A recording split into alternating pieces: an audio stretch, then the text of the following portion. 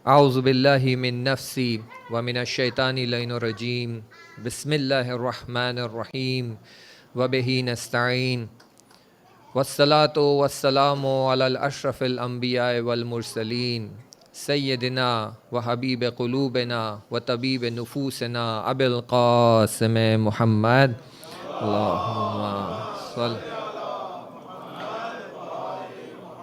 وأهل بيته الطيبين الطاهرين المنتجبين المعصومين لا سيما بقية الله الأعظم في الأرضين أما بعد قال الله تعالى في كتاب المبين أمن يجيب المضطر إذا دعاه ويكشف السوء. Please recite a salawat.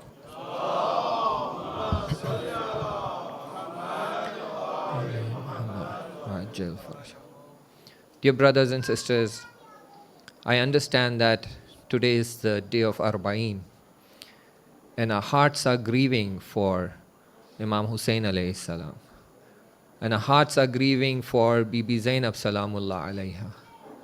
Our hearts are grieving for Imam Sajjad alayhi salam, because very recently he has buried his little sister in Zindan-e-Sham. And our hearts are filled with grief that we want to start shedding tears for Imam right now. And I also understand that today, because our heart is not here but in Karbala, it would be difficult for a lot of us to pay attention and listen to the lecture today. I understand that. Not just you, even my state is such that I'm finding it difficult to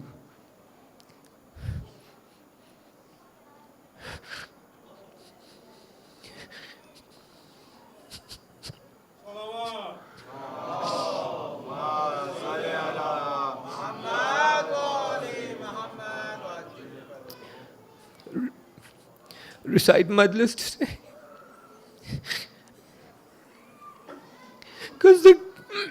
Because the grief of Imam Hussein is such intense that it overpowers our hearts and minds. However, I will not give you much zahmat today, inshallah. I'll keep the session short, and we will try and spend more time on the musibah of Imam Hussein alayhi salam, inshallah. So our discussion was about the istirar, that how the Imam of the time is in ghaiba and he's waiting for us, and how it's not enough for us to have hub, muhabbat and love for him, but we need to declare our allegiance to him and show our dependency to him, and how it's important that we declare this sense of dependency at a much higher level.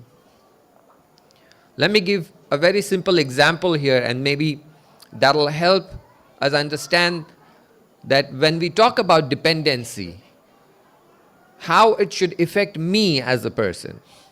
There's a state of dependency where I feel the dependency, but there is no action from me. But there's a state of dependency where I feel the dependency and there is an action from me. Imagine that all of us are sitting here, and most of us, before coming to the program, have had food, have had water. And because we are not thirsty anymore, we don't feel the need for water. Now imagine all of us not being here, but on our Arbaeen walk. And we are walking from Najaf to Karbala. And today, it being Arbaeen, a lot of mokebs are closed down. So if I've had water, I do not feel the need for water. And if I see that one of the mokebs are serving water, I would not go towards that and pick water to drink. Why? Because I'm not thirsty. My thirst is quenched. I do not feel the need of water. There is this one instance that I don't feel the need for water, and therefore I do not make any action, activity or haraka towards the water. There's another instance where I feel the need for water, but I'm not extremely thirsty. So when I'm not extremely thirsty and I'm walking from Najaf to Karbala and someone tells me that, oh, you know what, behind this wall there's a mukib and they're serving water there. Will I make an effort? Will I make a movement or a harkat towards the wall, jump over the wall and get water from there? No. Why? Even though I have the information, even though I have the knowledge, even though I have yaqeen that there is water there, I can see it on the television that they are serving water there, but I do not go there. Why? Because I am not feeling that thirsty. So, there is an instance where I do not feel the thirst, I do not make any movement at all, I am busy with the rest of my actions. But there are times when I feel a little thirsty. I have the ilm, I have the marifat, I also have yaqeen that they are serving water there. But because I'm not that thirsty, I do not go towards the water. But there's a time when for last 3, 4, 5 kilometers, you did not find any water. Now you are extremely thirsty. Your tongue has dried up. You can feel the thorns on your tongue. Your throat is sticking to your tongue. Extremely thirsty. And then someone says, I think they are giving some water after 3, 4 houses. Are you sure? No, I'm not sure. I'm just giving a probability. I think I saw something that they are serving water after half a kilometer. But that's not on your path. It's away from your path.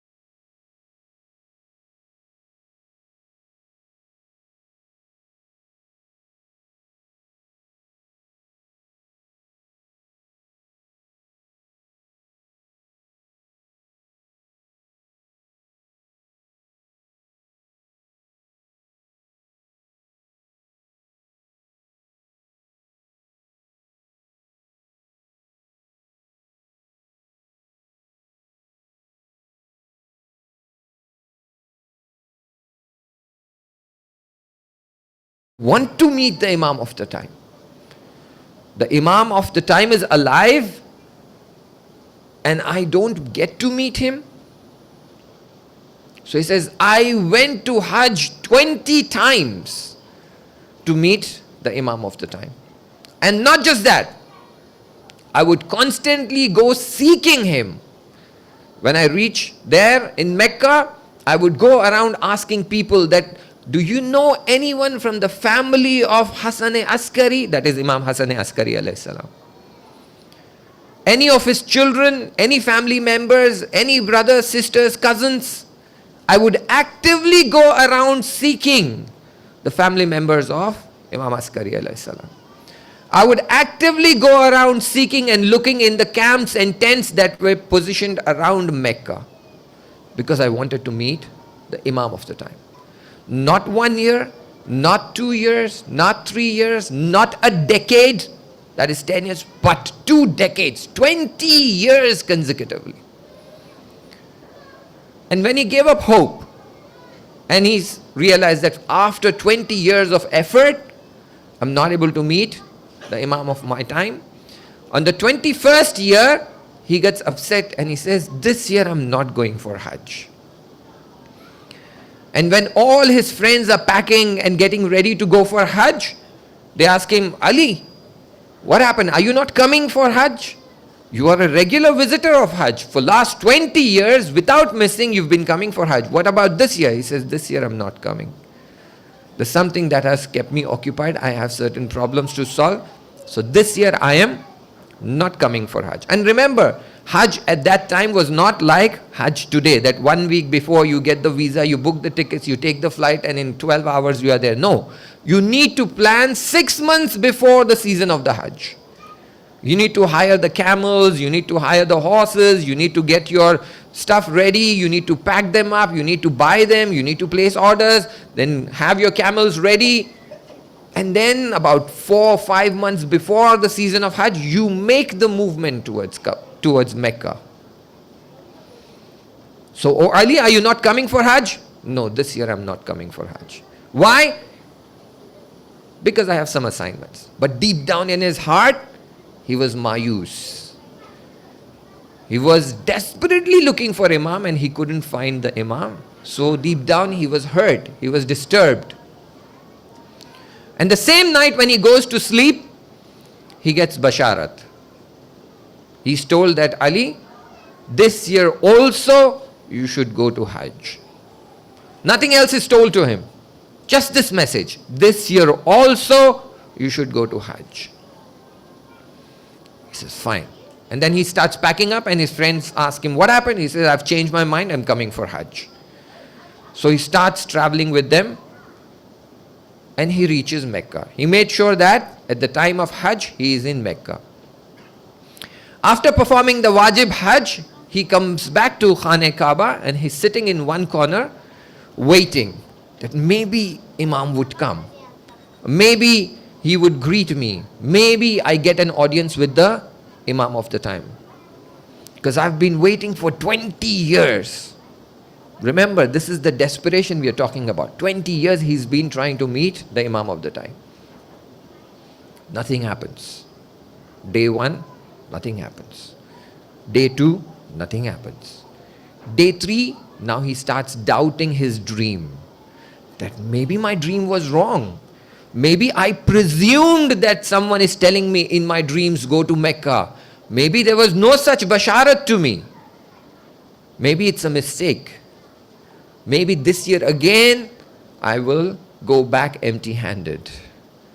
And suddenly he notices that a very young, bright, illuminated youth is doing tawaf of Khane Kaaba. And somehow his heart goes out to this young person. He quickly paces towards this person and he says, Salam alaikum. I see that you're doing tawaf while nobody else is around.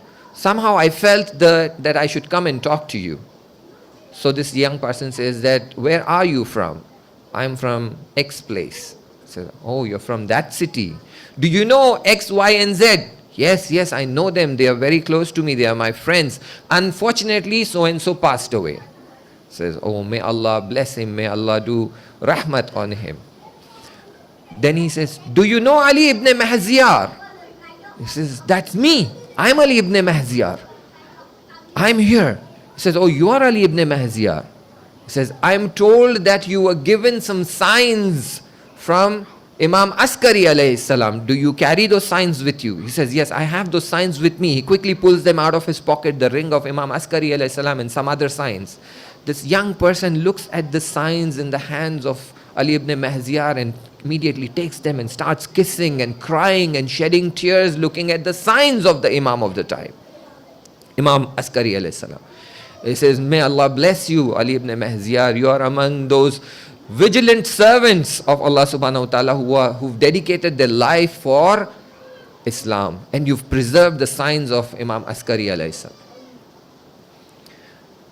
Then he says, Ali ibn Mahziyar starts telling him that I have been coming here looking for the Imam of the time, the son of Imam Askari alayhi salam. And it's been 20 years. And this time again I have the hope. I've come with that desperation, but I have the hope to meet the Imam of the time.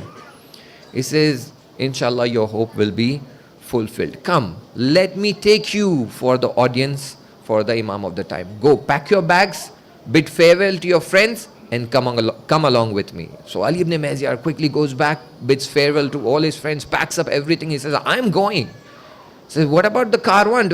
Don't you want to accompany? No. I am leaving you all. I am going. So he leaves the friends and he starts going with this young person. After covering about few miles of distance in the deserts, he takes him to one hilltop and he says, Ali ibn Mahziyar, do you see anything?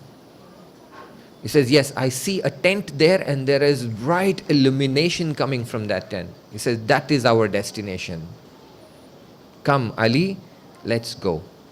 And he takes him to this tent. And the moment Ali ibn Mahziyar enters the tent, it's filled with brightness and it's filled with fragrance. And the Imam of the time is sitting there. And immediately Ali ibn Mahziyar runs and falls onto the feet of Imam and starts kissing the feet and starts kissing the hand and is like, I'm blessed to have the audience with the Imam of the time. I've been waiting for 21 years. Oh Mawla, thank you so much for giving me audience. I'm blessed with this. And now Imam says one jumla. And this jumla is what bothers me a lot. You know, if someone has been waiting for 21 years to meet the Imam, somewhere deep down he's thinking that Imam has held back the permission for me to meet the Imam. Imam has not given me the permission and that's why I did not get the audience. But now after 20 years, Imam has given me the permission to meet and therefore I'm able to meet the Imam. But Imam says one jumla here. He says, Ali ibn Mahziyar, we've been waiting for you for a very, very long time. What took you such a long time to come to us? It's a very, very strong statement. So Imam is not saying that we had restricted you to come and meet us. He's saying that we were waiting for you.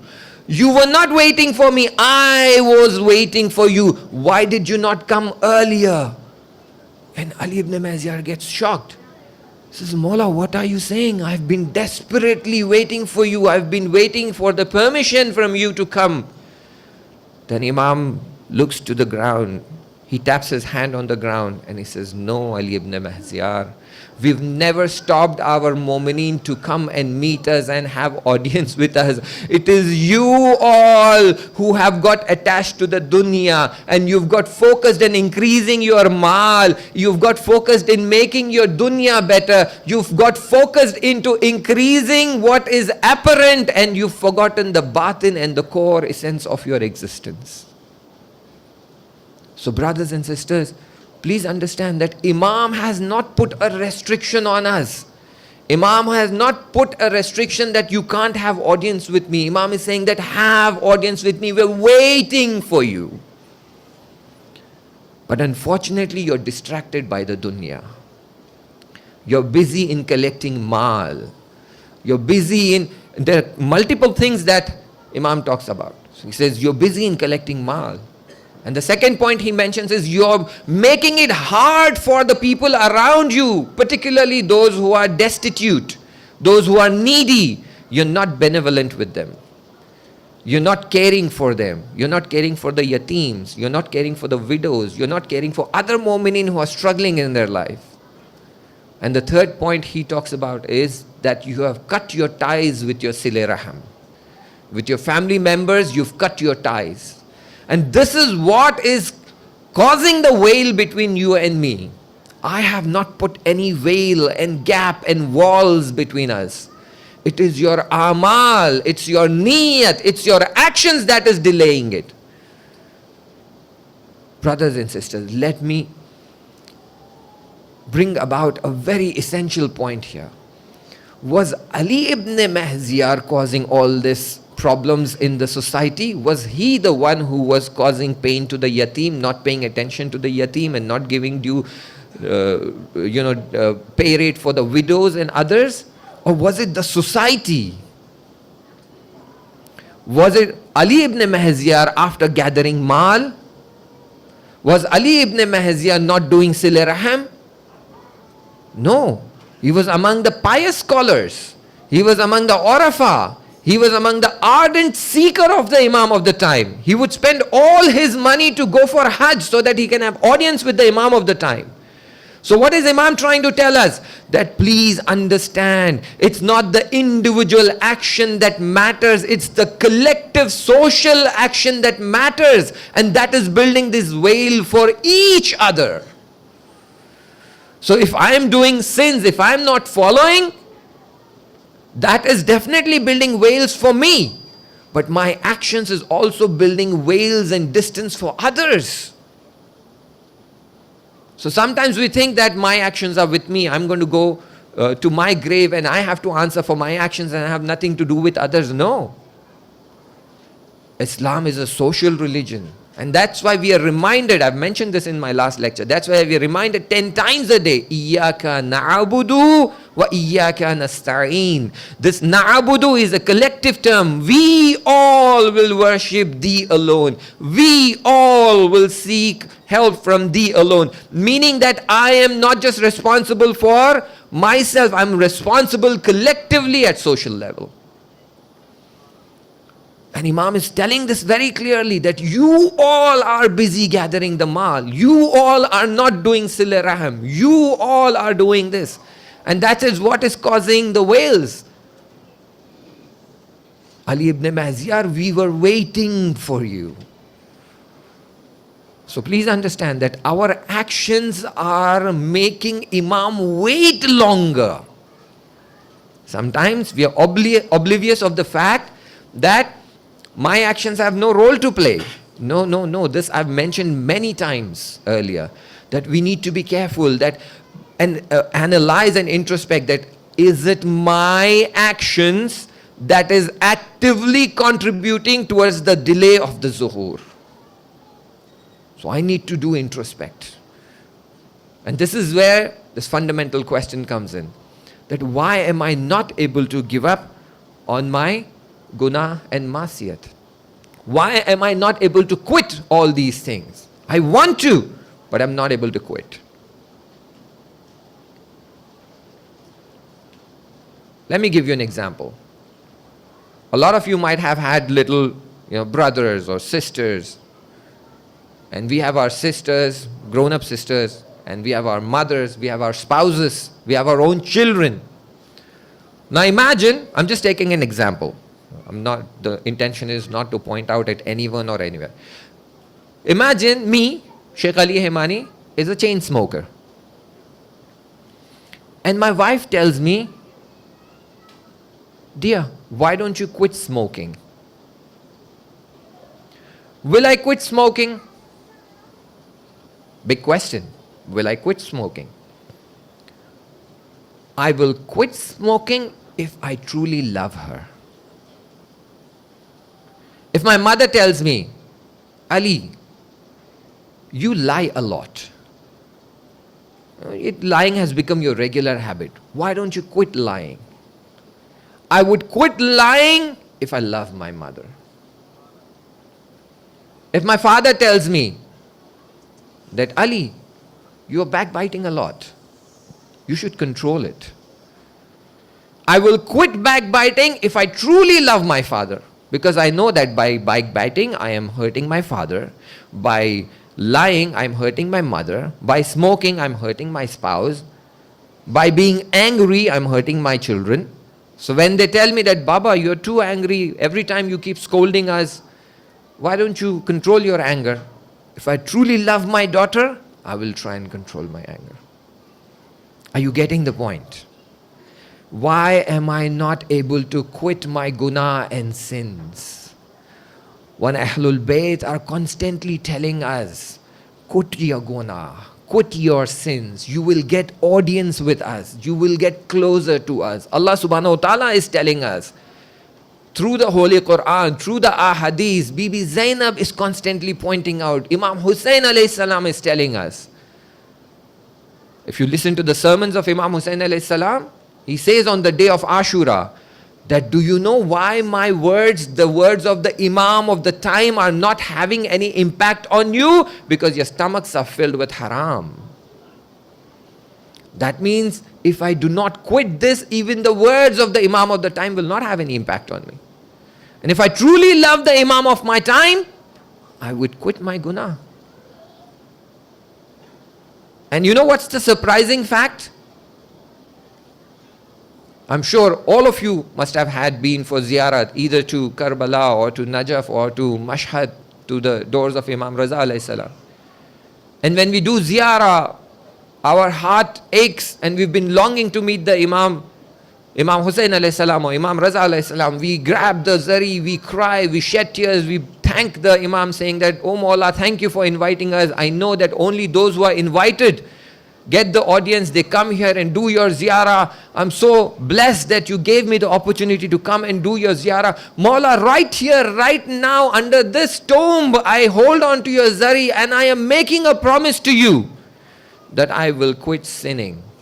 I will quit lying. I will quit backbiting. I will quit hurting others. I will quit looking at na mahram. I will quit my Facebook because it drags me towards guna. I will close my Instagram account. I will stop looking at YouTube. We make all these promises. I will give donations in the way of Allah subhanahu wa ta'ala. I take care of yatim, everything. And then we come back. And 3 years later, we again get the opportunity to go to the haram of Imam Raza alayhi salam. We read the Izne Dukhul. We walk towards the zari. We are standing at the door. We want to enter, but we are feeling ashamed. Oh Mawla, how do I come to you? I've broken my promises umpteen number of times.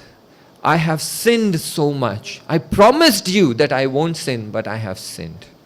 I promised you I won't lie, but I lied. I promised you I won't backbite, but I backbite. I promised you I will not look at na mahram, but I did. I broke my promises.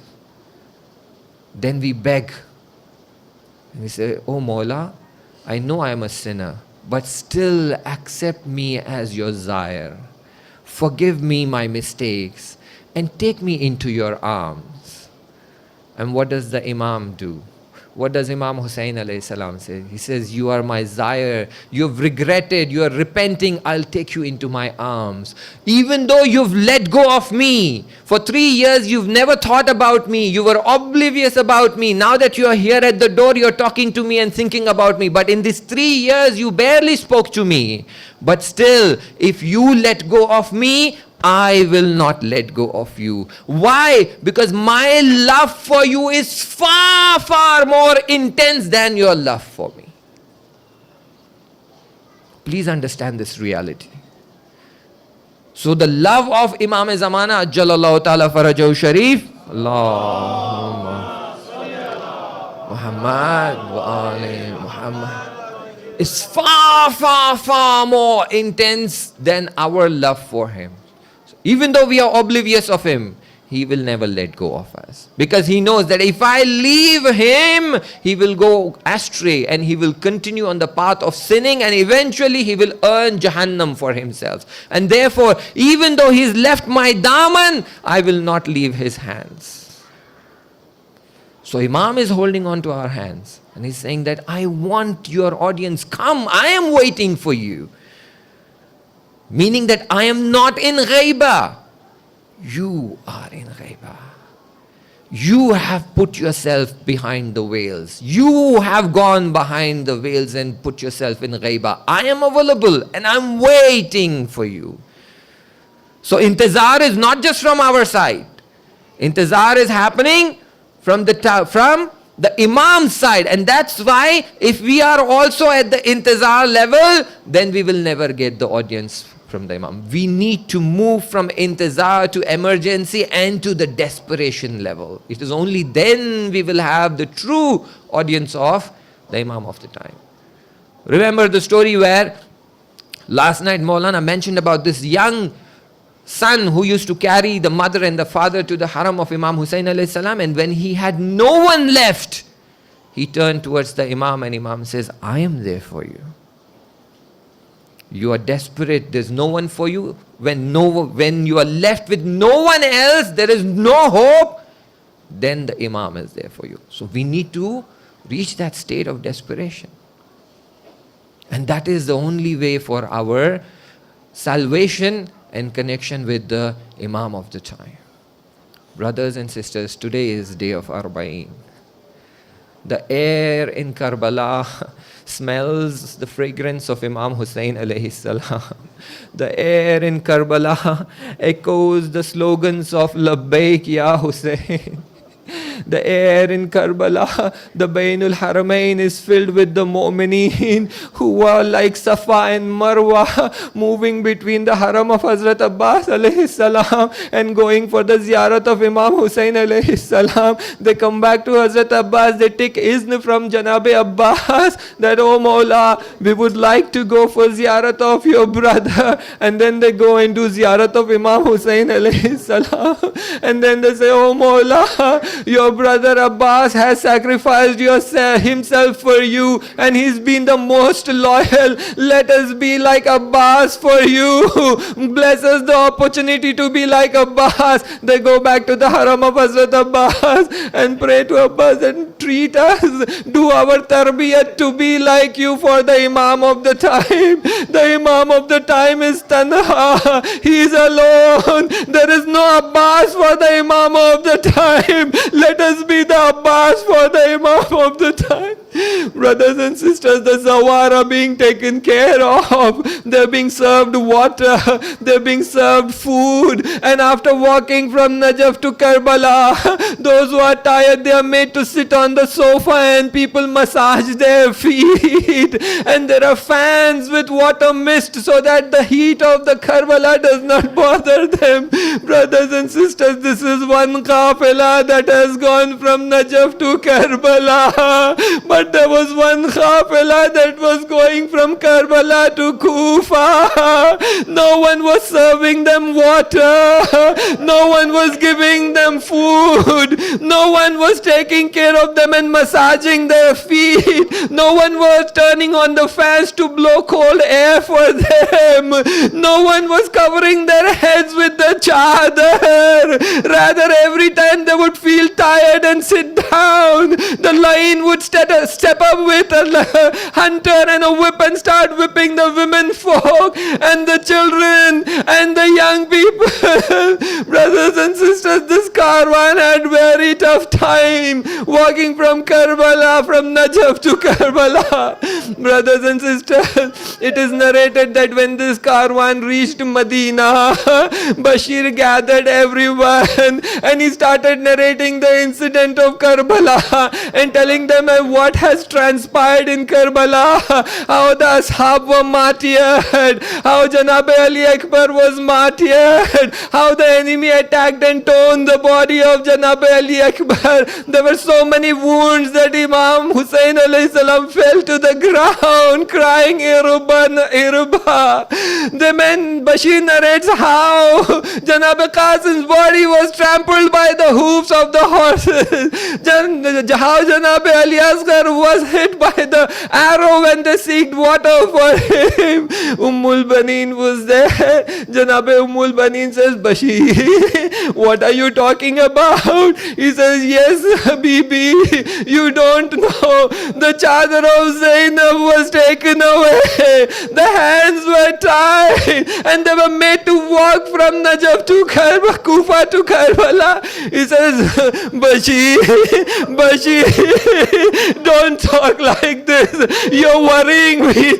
Bashir, tell me, was my Abbas alive when they took away the chadar of Zainab? You're talking about severing the head of Imam Hussein. Was my Abbas alive when they cut off the head of Imam Hussein? Bashir falls to the ground. He says, oh baby, how do I narrate the musibah of Abbas?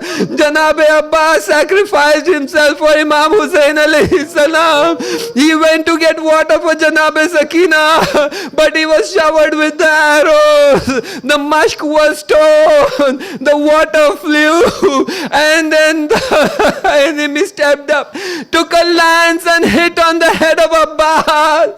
Janabe, I'm sure Ummul Baneen said, that is not possible, Bashir. I know my Abbas. It doesn't matter how strong the enemy is, how powerful the lance is. If a lance comes towards Abbas, he would hold the lance with one hand and chop the head of the enemy with the other hand. What are you talking, Bashir? He says, oh, Bibi, you do not know. Abbas did not have hands. His hands were severed. And when the lance hit his head, he fell from the horse. How do I tell you how he fell from the horse? He did not have hands. He fell on his face. Brothers and sisters, we know that there was an arrow pierced in the eye of Hazrat Abbas. Nowhere in the Maqtal it narrates that what happened to the arrow when Janabe Abbas fell on the face. I'm sure the Rabbi wanted to write that the arrow pierced from the eye, ruptured the head and came the other way out. But he did not have the heart to write it. The pen must have broken. Nowhere in Maqtal it narrates what happened to the arrow. Yes, brothers and sisters, it is narrated that when the caravan was relieved from Sham, it is mentioned in the hadith that the first zayar of the haram of Imam Hussein, qabr of Imam Hussein, was Jabir ibn Abdullah Ansari. It is mentioned that he was blind and he came with his student for the ziyarat of Imam Hussein alayhi salam. He goes to the Furat, he does ghusl, he changes his clothes, he walks slowly towards the grave of Imam Hussein alayhi salam. He's taking short steps and he walks to the grave and he tells his student, place my hand on the grave of Imam Hussein. The student helps Jabir find the grave of Imam Hussein. He falls on the grave. He calls out Allahu Akbar. He weeps bitterly and faints on the grave of Imam Hussein. I would say, oh Jabir, you only heard the narration of what happened in Karbala. You only heard that how Imam Hussein was martyred and you cried and fainted on the grave of Imam Hussein. What about the heart of Zainab? She has witnessed everything with her own eyes.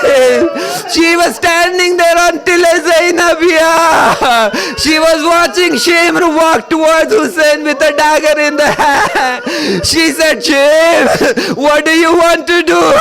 Why are you going towards Hussein with the dagger? Do you intend to kill him? Woe unto you, O Shimr. Don't you know he's the son of Fatima?